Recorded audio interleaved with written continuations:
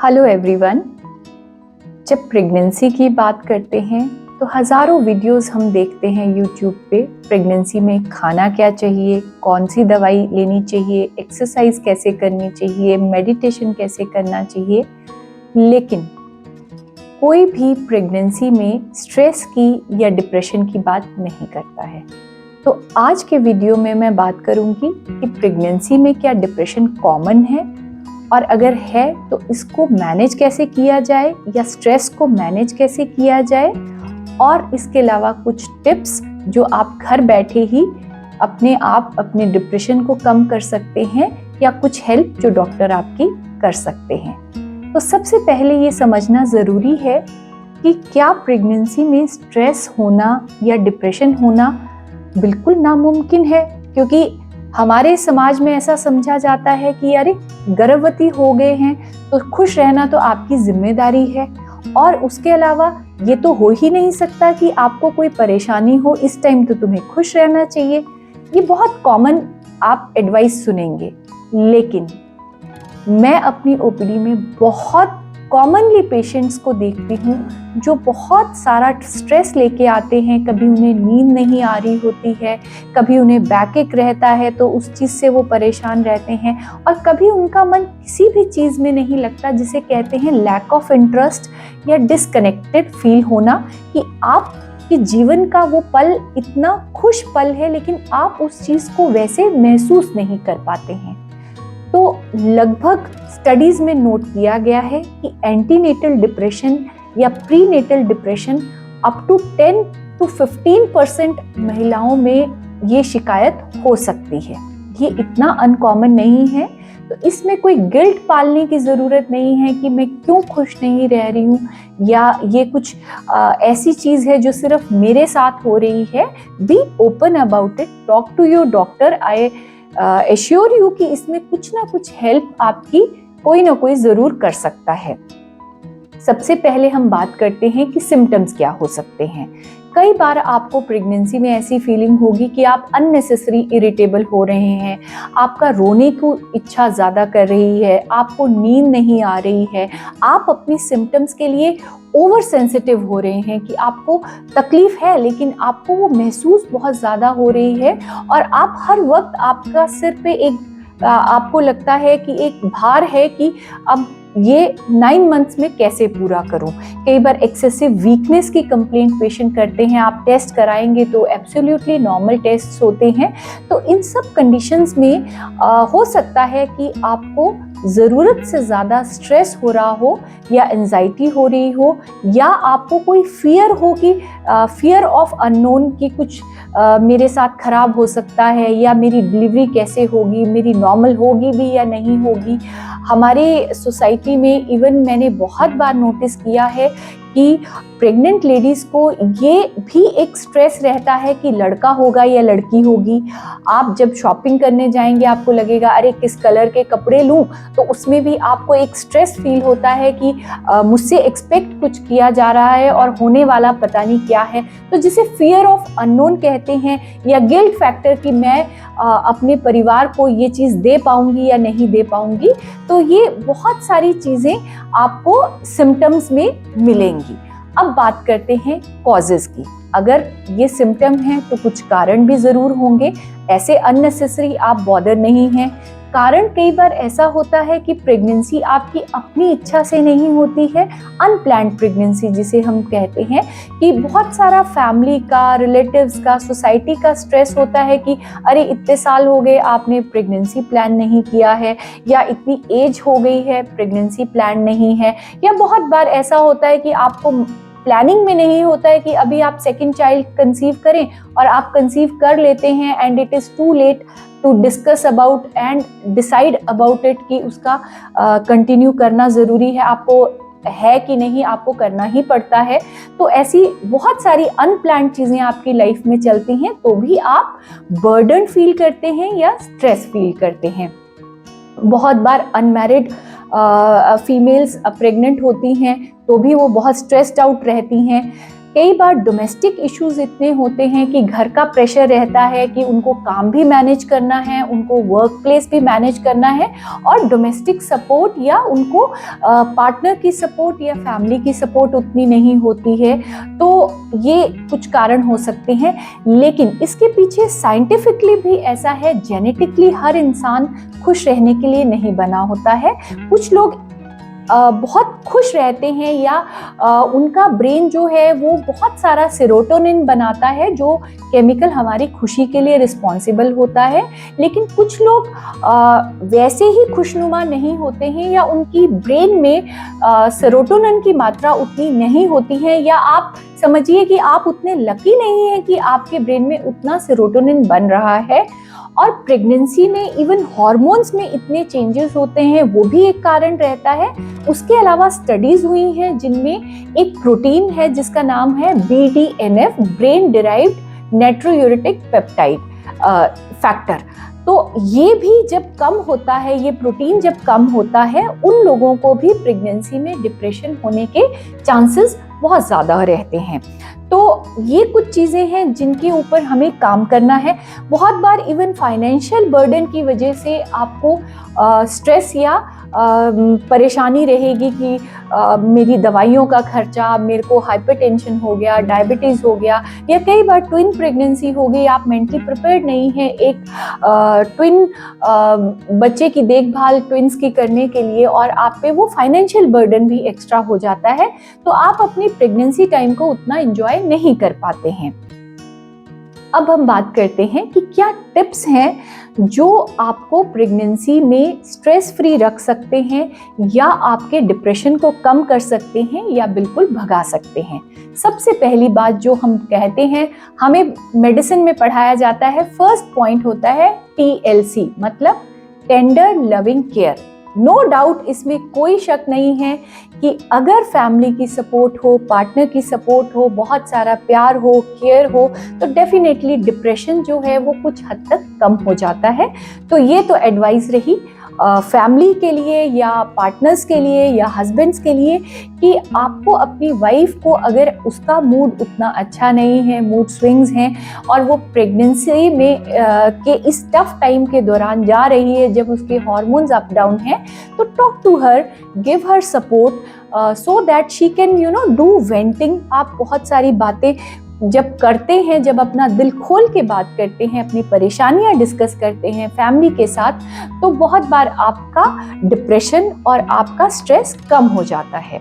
उसके अलावा बहुत बार ये देखा गया है कि आपको विटामिन डी की कमी से भी स्ट्रेस कम होता है, और ये अक्सर हमने देखा है कि आजकल हम धूप में बिल्कुल नहीं जाते हैं, तो sunlight is also very important. Mornings में आप कोशिश कीजिए कि थोड़ी देर जाके आप धूप में बैठें, और हो सके तो धूप में प्राणायाम कीजिए, डीप ब्रीदिंग कीजिए, ये भी आपको, सनलाइट भी आपको हेल्प करेगी। उसके अलावा कोशिश कीजिए कि बहुत सारी आप ऐसी चीज़ें देखें, यूट्यूब वीडियोस देखें जो आपको हेल्प करें इस जर्नी में कि आपको अपना केयर कैसे करना है।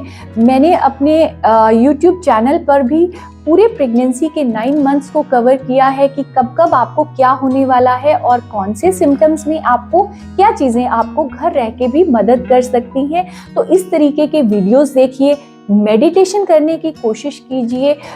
ऐसा देखा गया है कि जो लेडीज़ प्रीनेटल योगा करती हैं या मेडिटेशन करती हैं, उनका स्ट्रेस या डिप्रेशन बहुत हद तक कम रहता है। आपकी जो प्रॉब्लम्स हैं या परेशानियां हैं, आप डॉक्टर से शेयर कीजिए। हो सकता है कि आपकी छोटी सी प्रॉब्लम का कुछ हल डॉक्टर के पास हो, कुछ सिंपल सी दवाई या कुछ विटामिन्स वो आपको दें, आपकी बैकएक कम हो जाए, या आपको विटामिन डी प्रिस्क्राइब करें, उससे भी आपको हेल्प मिलेगी। आपको अपनी प्रेगनेंसी में रेस्ट करना भी उतना ही ज़रूरी है जितना आपका अच्छे डाइट को लेना ज़रूरी है। आपका रेस्ट जो है, अगर आपकी बॉडी नहीं आपको अलाउ करती है, तो उस टाइम पे अगर आप रेस्ट करते हैं तो डेफिनेटली आपका स्ट्रेस लेवल कम हो जाता है कि मुझे अपनी आपको पुश नहीं करना है या प्रूव नहीं करना है, आज उठ के चलना नहीं है। There will be some days when you don't feel like getting up in the morning during your pregnancy, so be open to your family people कि आज मेरा ये इच्छा नहीं हो रही है, maybe some days you feel like taking rest, तो अपने आप को रेस्ट देना भी ज़रूरी है।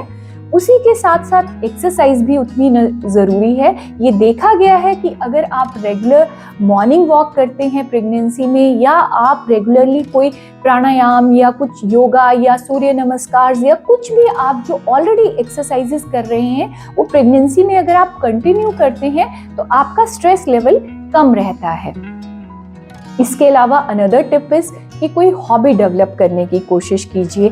अगर आपको कुकिंग करने का मन करता है, आपका जब नॉजिया वॉमिटिंग का फेज चला गया है, तो try baking, try cooking some healthy food for yourself, जो कि आपको प्रेगनेंसी में भी हेल्प करे और अदरवाइज आपकी फैमिली को भी खुशी दे। इसके अलावा जो कुछ लोगों के माइंड में एक फियर रहता है कि मेरी डिलीवरी कैसे होने वाली है, तो अपने बर्थ प्लान को डिस्कस करना भी एक बहुत अच्छा ऑप्शन होता है कि आप कैसे डिलीवर करना चाहती हैं, किस जगह डिलीवर करना चाहती हैं।